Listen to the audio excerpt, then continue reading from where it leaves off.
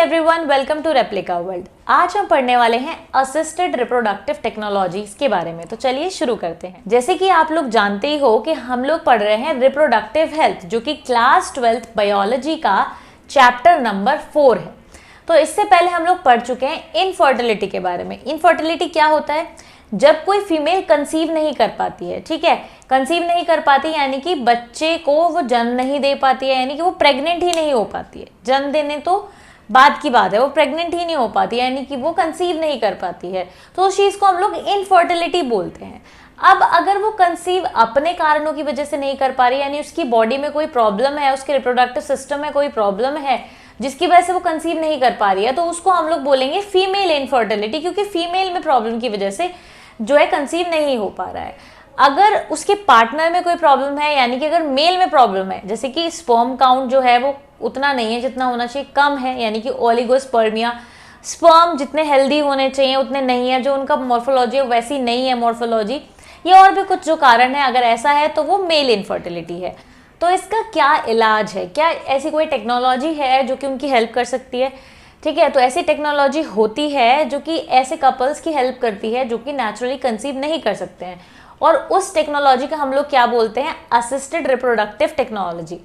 तो बच्चों, assisted reproductive technology में डिफरेंट टेक्नोलॉजी, डिफरेंट टेक्निक्स आती हैं जिसकी हेल्प से आर्टिफिशियली क्या किया जाता है कि या तो जो जाइगोट है वो बॉडी के बाहर बनाया जाता है, या फिर आर्टिफिशियली स्पर्म्स को लेकर फीमेल की बॉडी के अंदर डाला जाता है। ऐसे डिफरेंट डिफरेंट प्रोसेसेस होते हैं, बेसिकली आर्टिफिशियल प्रोसेसेस होती हैं, ठीक है, जिसमें कि टेक्नोलॉजी की हेल्प से हम लोग क्या करते हैं, जो हमारा पूरा प्रोसेस होती है कंसीव करने की या प्रेगनेंसी की, इसको हम लोग असिस्ट करते हैं, ठीक है। तो इस तरीके से होता है। तो यहाँ पर मैंने कुछ बच्चों टेक्नोलॉजीज लिखी हुई हैं, कुछ उनके फुल फॉर्म्स लिखे हुए हैं, एब्रीविएशंस लिखे हुए हैं, उनके फुल फॉर्म्स लिखे हुए हैं, ठीक है। तो यहाँ पर हम देखेंगे कि किसका क्या फुल फॉर्म है, क्योंकि ऐसे भी क्वेश्चंस आ जाते हैं, ठीक है, कॉम्पिटिटिव में भी आ जाते हैं और वैसे भी आ जाते हैं नॉर्मल सब्जेक्टिव एग्जाम्स में भी। तो ये हम कुछ देखते हैं यहाँ पे क्या क्या इनका फुल फॉर्म होता है। ये सभी असिस्टेड रिप्रोडक्टिव टेक्नोलॉजी यानी ART ही है। क्या है? ART। तो सबसे पहला है AIT, ठीक है बच्चों, सबसे पहला है AIT। तो AIT का फुल फॉर्म होता है आर्टिफिशियल इंसेमिनेशन टेक्निक, ठीक है। तो आर्टिफिशियल इंसेमिनेशन टेक्निक का मतलब होता है कि आर्टिफिशियली इंसेमिनेशन कराया जाए।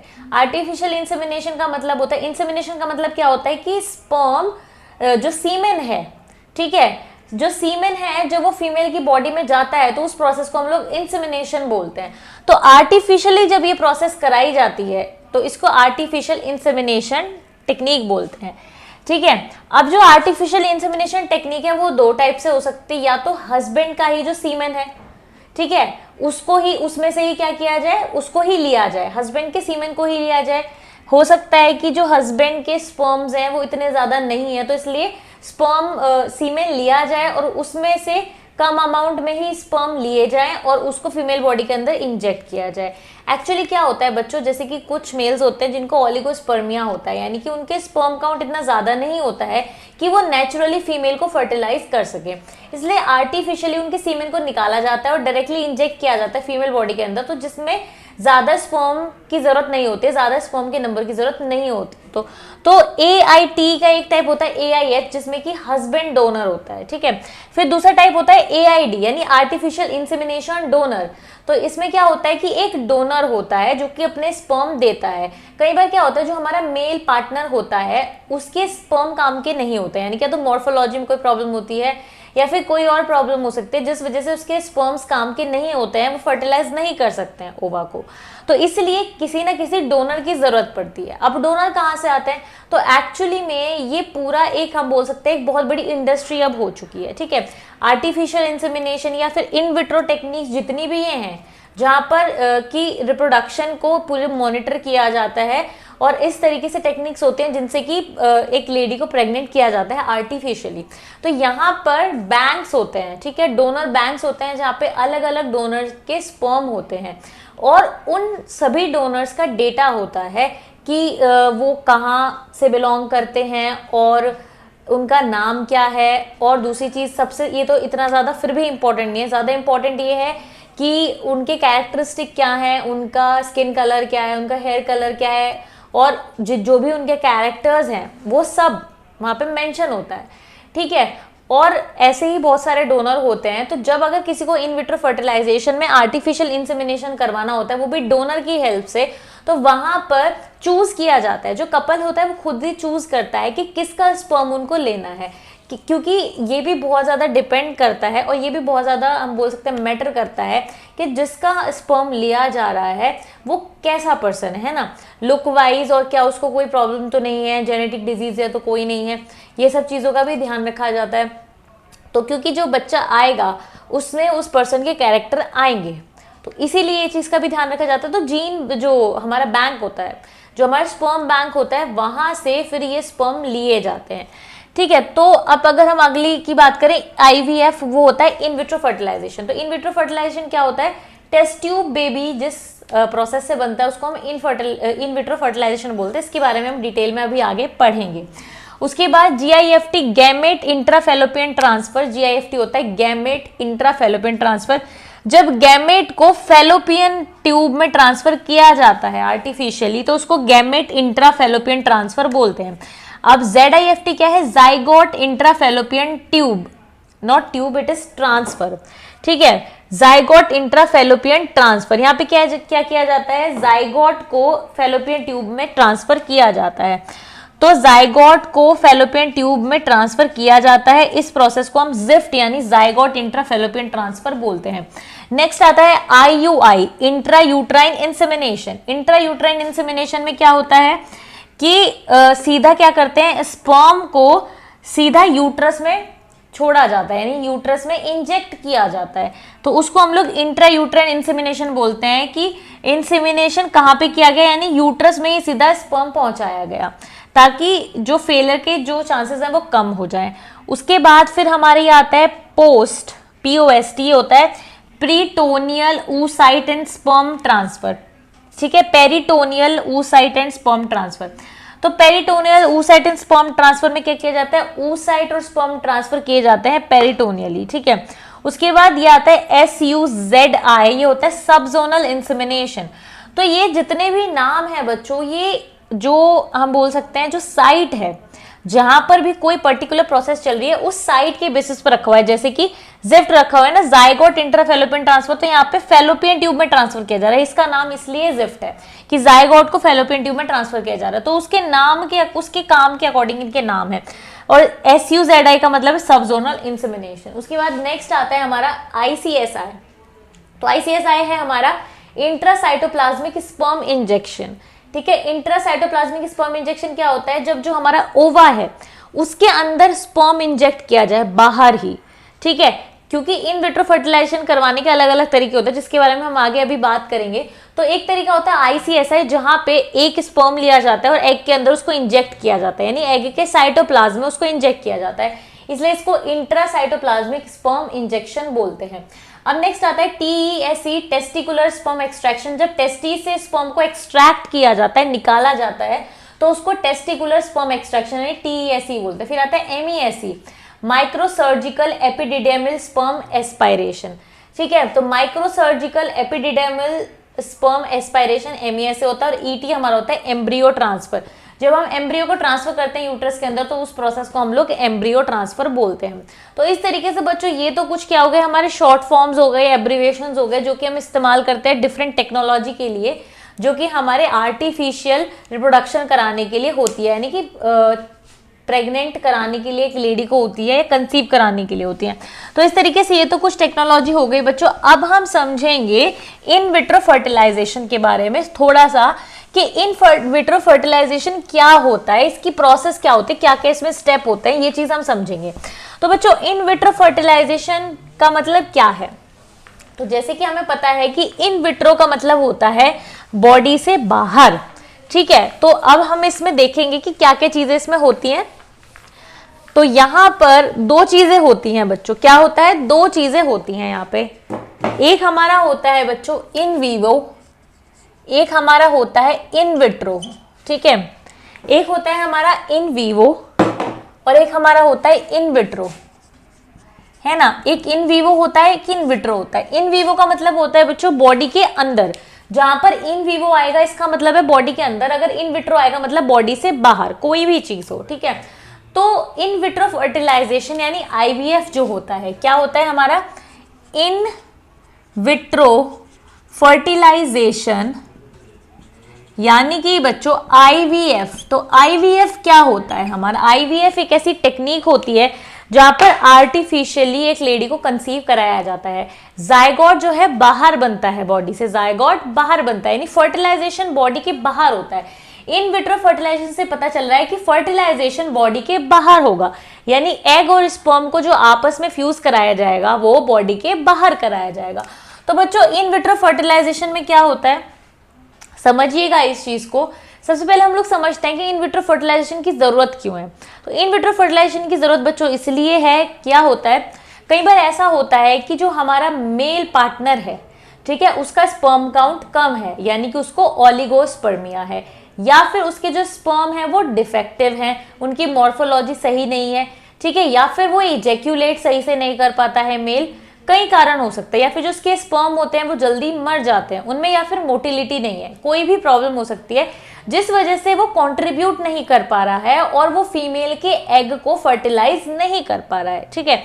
एक ये प्रॉब्लम हो सकती है। कई बार ऐसा होता है जो फीमेल्स होती हैं उनमें कोई प्रॉब्लम होती है, जैसे कि जो है एक तो टाइमली उनका ओव्यूलेशन नहीं होता है इसलिए फर्टिलाइजेशन नहीं हो पाता है, ठीक है। कई बार ऐसा होता है जो उनकी फैलोपियन ट्यूब होती है वो ब्लॉक हो जाती है, तो इस वजह से भी फर्टिलाइजेशन नहीं हो पाता है। कई बार उनका जो यूट्रस होता है वो इस लायक नहीं होता है कि वहां पर इम्प्लांटेशन हो सके, कुछ कमियां उनके यूट्रस में होती हैं, ठीक है। कई बार उनको हार्मोनल प्रॉब्लम्स भी हो सकती हैं। कई बार ऐसा हो सकता है कि उनका जो रिप्रोडक्टिव ट्रैक्ट है वो ज्यादातर स्पर्म को मार देता है, तो कई कारण हो सकते हैं, कोई भी प्रॉब्लम हो सकती है। तो इस वजह से आर्टिफिशियली फर्टिलाइजेशन कराया जाता है, और हर केस में फिर फर्टिलाइजेशन कराने के बाद जो चीजें होती हैं वो डिफरेंट होती हैं, ठीक है। तो सबसे पहले हम लोग देखेंगे कि इन विट्रो फर्टिलाइजेशन की क्या क्या टेक्निक्स होती है, मतलब क्या क्या प्रोसेसेस में होती हैं। उसके बाद फिर हम देखेंगे कि इस जायगोट का फेट क्या होता है, यानी जायगोट का फिर किया क्या जाता है, ठीक है, ये चीज भी हम देखेंगे। तो इन विट्रो फर्टिलाइजेशन में बच्चों क्या होता है, ये एक ऐसी प्रोसेस होती है जहां पर इन फर्टिलाइजेशन बॉडी से बाहर होता है, और इसी को ही हम इस टेक्निक से ही हमें टेस्ट ट्यूब बेबी मिलता है। तो ये जो इन विट्रो फर्टिलाइजेशन है जिससे कि हमें टेस्ट ट्यूब बेबी मिलता है, इसका सबसे पहला सक्सेसफुल ट्रायल इंडिया में ही किया गया था। सबसे पहला सक्सेसफुल ट्रायल इसका इंडिया में ही किया गया था टेस्ट ट्यूब बेबी का, ठीक है, 1986 में। तो इन विट्रो फर्टिलाइजेशन में सबसे पहले क्या किया जाता है, जो हमारी फीमेल होती है उसके अंदर सुपर ओव्यूलेशन किया जाता है। उसके अंदर क्या किया जाता है, सुपर ओव्यूलेशन किया जाता है। उसको ऐसी ड्रग्स दी जाती हैं, ऐसी दवाइयां दी जाती हैं जिससे कि एक साथ बहुत सारी फॉलिकल्स जो होती हैं डेवलप होना शुरू हो जाती हैं। बच्चों जैसे कि आप लोग जानते हैं, हम लोग रिप्रोडक्टिव हेल्थ से पहले ह्यूमन रिप्रोडक्शन पढ़ के आए हैं, ठीक है। तो उसमें हमें पता था और उसमें हमने समझा था कि एक बार में फीमेल की सिर्फ एक ही फॉलिकल डेवलप होती है, और उस फॉलिकल से फिर एक ही हमारा ओवम रिलीज होता है। ये चीज़ हमें पता थी, यानी एक महीने में सिर्फ एक ही फॉलिकल डेवलप होती है। पर सुपर ओव्यूलेशन में क्या होता है, जब हम कुछ ड्रग्स उसको दे देते हैं जो लेडी होती है, तो एक साथ बहुत सारी फॉलिकल डेवलप होने लगते हैं ताकि एक साथ ज़्यादा हम एग ले सकें, ओवम ले सकें। तो सबसे पहला जो स्टेप होता है वो होता है कि फीमेल के अंदर सुपर ओव्यूलेशन किया जाता है। फिर दूसरे स्टेप में मॉनिटर किया जाता है फॉलिकल्स को। क्या किया जाता है, मॉनिटर किया जाता है फॉलिकल्स को, जो डेवलपिंग फॉलिकल्स हैं उनको मॉनिटर किया जाता है, उनका ध्यान रखा जाता है कि कितना हो गया है उनका साइज, ठीक है, कितना साइज हो गया, कितने हार्मोन्स का अमाउंट है, वो सब चीज़ों का ध्यान रखा जाता है। और उसके बाद एक पर्टिकुलर कॉन्सेंट्रेशन पर, हार्मोन के एक पर्टिकुलर कॉन्सेंट्रेशन पर, साथ साथ में एक पर्टिकुलर डायमीटर पर, जितना फॉलिकल्स का एक पर्टिकुलर डायमीटर हो जाता है उस दौरान फिर क्या किया जाता है, HCG का एडमिनिस्ट्रेशन किया जाता है, यानी फीमेल के अंदर HCG जो हार्मोन होता है उसको इंजेक्ट किया जाता है आर्टिफिशियल, यानी बाहर से HCG जो है ह्यूमन कोरियोनिक गोनेडोट्रोपिन को इंजेक्ट किया जाता है। HCG को हम इंजेक्ट करते हैं। फिर HCG को इंजेक्ट करने के 36 घंटों के अंदर अंदर, विद इन 36 आवर, या बोल सकते हैं चलो आफ्टर 36 आवर, HCG के इंजेक्ट करने के बाद, HCG को इंजेक्ट करने के बाद 36 आवर में हम लोग क्या करते हैं कि जो ओवम होते हैं, जो एग होते हैं, उनको निकाल लेते हैं फीमेल बॉडी के अंदर से, ठीक है। ओव्यूलेशन होने से जस्ट पहले जो ओव्यूलेशन का मतलब क्या होता है, ओवम जब नेचुरली रिलीज होता है तो उसके होने से जस्ट पहले हम लोग क्या करेंगे, इनको आर्टिफिशियली निकाल लेंगे बाहर, एग को निकाल लेंगे। तो हमारे पास बहुत सारे एग हो जाएंगे क्योंकि बहुत सारे फॉलिकल डेवलप करवाए थे हमने। तो एग को हम निकाल लेंगे, और एग को हम निकालेंगे तो हम लिख सकते हैं आफ्टर 36 आवर्स हम क्या कर लेंगे, ओवम को बाहर निकाल लेंगे। ठीक है, ओवम को हम लोग बाहर निकाल लेंगे। उसके बाद फिर हमारा फिफ्थ जो स्टेप आता है, रिकवर्ड लिख लेते हैं ना इसमें, ओवम रिकवर्ड। अब फिफ्थ जो हमारा स्टेप आता है उसमें हम लोग क्या करेंगे, अब इन ओवम को हम कल्चर मीडिया में ग्रो करने देंगे, यानी कल्चर मीडिया में इनको रखेंगे ताकि ये सही से सर्वाइव करें। ठीक है, ये मरे नहीं बाहर। तो कल्चर मीडिया में इनको रखेंगे, इनको इंक्यूबेट करके रखेंगे पर्टिकुलर टेम्परेचर पर, एक कंडीशन पर। ठीक है, उसके बाद हम लोग क्या करेंगे, फिर मेल से हम लोग क्या करेंगे, स्पर्म लेंगे, मेल से हम सीमेन लेंगे। ठीक है, तो हम लेंगे collect sperm from male, collect semen from male, semen ले लेंगे हम मेल से। ठीक है, मेल से सीमेन ले लेंगे और 0.3 ml सीमेन बहुत होगा हमारे लिए, 0.3 ml सीमेन होगा, जिसमें कि 50,000 से 1 लाख तक भी स्पर्म अगर होंगे तो बहुत होगा इतना। नेचुरल कंडीशन में ये ओलिगोस्पर्मिया है, 50,000 से 1 लाख स्पर्म, क्योंकि वहां तो मिलियन होते हैं। ठीक है, तो नॉर्मली तो क्या है ये, अगर नेचुरली देखा जाए तो ये ओलिगोस्पर्मिया है अगर इतने स्पर्म मेल के अंदर हो, पर आर्टिफिशियली इतने स्पर्म मोर देन इनफ है। तो आर्टिफिशियली के लिए हमको सिर्फ 0.3 ml सीमेन चाहिए, जिसमें 50,000 से 1 लाख स्पर्म्स होंगे तो काम चल जाएगा। तो ये हम ले लेंगे। उसके बाद हम क्या करेंगे, अब ये जो सीमेन है इसमें से हम लोग क्या करेंगे, स्पर्म को कॉन्सेंट्रेट कर लेंगे। क्या करेंगे, स्पर्म्स को हम लोग कॉन्सेंट्रेट कर लेंगे, और स्पर्म का अच्छा अमाउंट हमें मिल जाएगा, क्योंकि सीमेन में और भी चीजें होती है, तो हमें स्पर्म को कॉन्सेंट्रेट करना है। तो स्पर्म को हम कॉन्सेंट्रेट कर लेंगे, और उसके बाद हम लोग क्या करेंगे, उसके बाद हम इन स्पर्म से इन ओवा को क्या करेंगे, फर्टिलाइज करा देंगे। तो क्या करेंगे, जो ओवा का कल्चर है इसके ऊपर हम स्पर्म को डाल देंगे, स्प्रेड कर देंगे। ठीक है, तो जब हम इसको डाल देंगे ओवम के ऊपर, तो ओवम जो है उस कल्चर में वो क्या होंगे, फर्टिलाइज हो जाएंगे। फिर हम चेक करेंगे। ठीक है, चेक टेक्निक्स होती हैं जिनसे हम लोग चेक करेंगे कि क्या ओवम फर्टिलाइज हुआ या नहीं हुआ। जो फर्टिलाइज्ड ओवम होगा उसमें 2 प्रोन्यूक्लियाई देखने को हमें मिलेंगे, है ना, 2 प्रोन्यूक्लियाई देखने को मिलेंगे, एक मेल प्रोन्यूक्लियाई, एक फीमेल प्रोन्यूक्लियाई। अगर दोनों देखने को मिलता है तो इसका मतलब ओवम फर्टिलाइज हुआ है, नहीं तो नहीं हुआ है। तो जो फर्टिलाइज्ड ओवम है उनको हम निकाल लेंगे, और जो अनफर्टिलाइज्ड है उनको हटा देंगे, क्योंकि हमें सिर्फ फर्टिलाइज चाहिए। अब जो फर्टिलाइज्ड ओवम है उसको हम क्या करेंगे, इंक्यूबेट करेंगे कुछ दिनों तक, और जब ये जो हमारा फर्टिलाइज्ड ओवम है ये 4 to 8 सेल हो जाएगा, मतलब ओवम जो है फिर ये जाइगोट बन जाएगा, है ना, फर्टिलाइज ओवम फिर जाइगोट बन जाएगा, और जाइगोट जब डिवाइड करना शुरू करेगा, ठीक है, उसमें क्लीवेज होना स्टार्ट होगा, और फिर वो 4 to 8 सेल हो जाएगा। 4 to 8 सेल जब हो जाएगा, यानी कि वो जो जो जाइगोट है वो 4 सेल से लेके 8 सेल तक का हो जाएगा। फिर हम उसको क्या करेंगे, फीमेल बॉडी के अंदर ट्रांसफर कर देंगे। क्या कर देंगे, फीमेल बॉडी के अंदर ट्रांसफर कर देंगे, और इसी प्रोसेस को हम लोग एम्ब्रियो ट्रांसफर बोलते हैं। बच्चों क्या बोलते हैं, एम्ब्रियो ट्रांसफर, हम इसी प्रोसेस को बोलते हैं। ठीक है, अब एम्ब्रियो ट्रांसफर कर देंगे, उसके बाद उस लेडी को 15 दिनों तक प्रोजेस्टेरॉन बाहर से ही दिया जाएगा। तो प्रोजेस्टेरॉन के इंजेक्शन उसको दिए जाएंगे 15 दिनों तक, और फिर 15 दिनों के बाद उसका प्रेगनेंसी टेस्ट किया जाएगा कि एक्चुअली में वो प्रेग्नेंट हुई या नहीं हुई। ठीक है, ये चीज आप लोग समझ गए, प्रोजेस्टेरॉन बाहर से देना पड़ेगा 14-15 दिन तक, फिर 14-15 दिन के एंड पर चेक किया जाएगा कि वो प्रेग्नेंट है या नहीं है। तो इस तरीके से होता है। और कुछ फर्टिलाइज ओवम जो है कल्चर में भी रखे जाते हैं, ताकि अगर फर्टिलाइजेशन नहीं होता तो दोबारा से मतलब अगर इम्प्लांटेशन नहीं होता है, नॉट फर्टिलाइजेशन, जब फर्टिलाइजेशन तो हम लोग ऑलरेडी बाहर करा चुके हैं, फिर एम्ब्रियो ट्रांसफर करते हैं, तो कई बार ऐसा होता है कि फेलियर हो जाता है एम्ब्रियो ट्रांसफर में, इम्प्लांटेशन नहीं हो पाता है फीमेल की बॉडी में, तो इसलिए बाहर कुछ फर्टिलाइज्ड ओवम बचा के रखे जाते हैं ताकि दोबारा से कोशिश की जा सके लेडी के अंदर उसको ट्रांसफर करने की और इम्प्लांटेशन करवाने की। ठीक है, तो इस तरीके से होता है। तो फिर क्या होता है, फिर धीरे धीरे क्या होता है, बच्चा फिर नॉर्मली उस मदर के अंदर ग्रो करता है, और फिर 9 महीने बाद उसकी डिलीवरी हो जाती है। इस प्रोसेस में ज़्यादा प्रेफर ये किया जाता है कि सिजर से उस बच्चे का जन्म कराया जाए, यानी कि ऑपरेशन कराया जाए और फिर उसके बच्चे का जन्म हो, ताकि रिस्क ना रहे। ठीक है, क्योंकि ये कॉस्टली भी है बहुत प्रोसेस, और देखा जाए तो बहुत टाइम टेकिंग है ये, और दूसरी चीज़ ये है कि फीमेल को बहुत प्रोसेस से गुजरना भी पड़ता है, तो इसलिए कोशिश ये रहती है कि सक्सेसफुल रहे ये चीज़। ठीक है, इसका जो सक्सेस रेट है वो 35% तक है, कि 35% तक ये चीज़ सक्सेसफुल होती है।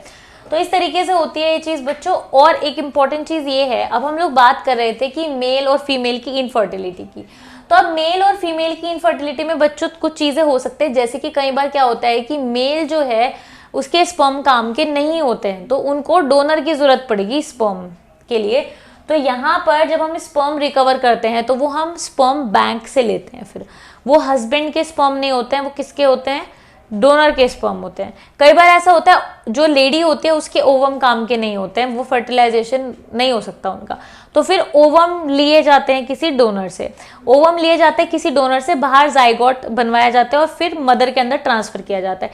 कई बार ऐसा होता है कुछ फीमेल कंसीव तो कर सकती है पर उनके ओवम फर्टिलाइज नहीं होते, तो ओवम ले लेते हैं वो किसी और से, और सीमेंट जो है वो तो उसके हस्बैंड का ही होता है, और फिर जाइगोट बन जाता है और फिर बॉडी में इम्प्लांट किया जाता है मदर के। तो ऐसा भी होता है। कई बार ऐसा होता है कि फीमेल के ओवा तो ठीक होते हैं पर उसका यूट्रस इस लायक नहीं होता कि वहां पे इम्प्लांटेशन हो सके, यानी कि उसके यूट्रस में कोई प्रॉब्लम होती है जिस वजह से वहां पे इम्प्लांटेशन नहीं हो पाता, यानी कि जो बच्चा है वहां पे एस्टैब्लिश नहीं हो पाता है, तो प्रेग्नेंट नहीं हो सकती है वो। तो इसलिए क्या किया जाता है, ओवा लिया जाता है उस लेडी से, जो यानी कि लेडी जो कंसीव करना चाहती है उसका ओवा लिया जाता है और उसके हस्बैंड का स्पर्म लिया जाता है और बाहर ही जाइगोट बनवाया जाता है, ठीक है। और या फिर ऐसा किया जाता है कि अंदर ही बनवाया जाए और उसके बाद उस जाइगोट को, जो वो जाइगोट बना है उसको हम लोग क्या करें, किसी और में ट्रांसफर कर दें। तो बेसिकली ज़्यादातर प्रोसेसेस में तो ये होता है कि बाहर उससे ओवा लिया जाता है लेडी से, और जो उसका हस्बैंड होता है उससे स्पर्म लिया जाता है, बाहर उसका फर्टिलाइजेशन कराया जाता है, उसका जाइगोट बनाया जाता है, फिर जब वो 4 to 8 सेल स्टेज में आ जाते हैं तो उसे किसी और लेडी में ट्रांसफर कर दिया जाता है। उस लेडी को हम लोग सैरोगेट मदर बोलते हैं, ठीक है। वो एक ऐसी लेडी होती है जो कि उस मदर के लिए, जिसको बच्चा चाहिए, जिस कपल को बच्चा चाहिए, उनके लिए वो उस बच्चे को अपने अंदर रखेगी 9 महीने तक, ठीक है, यानी कि वो उनके लिए एक सैरोगेट मदर का काम करेगी। तो सैरोगेट मदर का इस्तेमाल किया जाता है जहाँ पर वो जो लेडी होती है उस बच्चे को कैरी करती है अपने अंदर, उसके बाद जब उस बच्चे का जन्म हो जाता है तो वो कपल को दे दिया जाता है, और जो वो लेडी होती है उसको जो भी उसका मतलब चार्जेस होते हैं वो उसको दे दिए जाते हैं, क्योंकि ये जो सैरोगेट मदर का काम होता है ये प्रोफेशनल्स होते हैं जो कि मतलब ऐसे लोगों को हायर किया जाता है जो कि हेल्दी होते हैं। वैसे तो कोई भी सैरोगेट मदर की तरह काम कर सकती है, कोई रिलेटिव भी हो सकती है जो कि सैरोगेट मदर बन सकती है, पर वैसे नॉर्मल ये लेडीज होती हैं जो कि सैरोगेसी का काम करती हैं, ठीक है। इनका मेन काम क्या होता है कि ये क्या करती हैं कि एक सैरोगेट मदर की तरह काम करती हैं और इससे ये क्या करती हैं, अपनी लाइवलीहुड अर्न करती हैं, ठीक है। तो इस तरीके से ये बात हो जाती है हमारे सैरोगेसी की। तो इस तरीके से फिर जो बच्चा होता है वो 9 महीने बाद पैदा हो जाता है। तो ये क्या है, ये एक रिप्रोडक्टिव टेक्नोलॉजीज हैं जिससे कि जो इनफर्टाइल कपल हैं वो क्या कर सकते हैं, चाइल्ड बर्थ करा सकते हैं, मतलब कि वो बच्चा पैदा कर सकते हैं इन टेक्नोलॉजी की हेल्प से।